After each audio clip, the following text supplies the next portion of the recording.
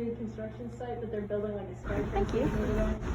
And he's like, somebody really needs to go, plaster some spray paint on the walls, really art it up. And I was like, okay. And I go to Opus on Granville Island. I get my spray paint. And I make a big stencil of the little rat guy that I always draw. And I'm like, okay, Mom, here's what we're doing. He's like, okay, you. He points back and he's like, you're going to be the lookout. You look to the left and to the right. And now you're going to be the other lookout. You're going to go like this way and then that way. And so after class, we get our fucking stencil and the spray paint. And my friends hold up the stencil and I go, shh.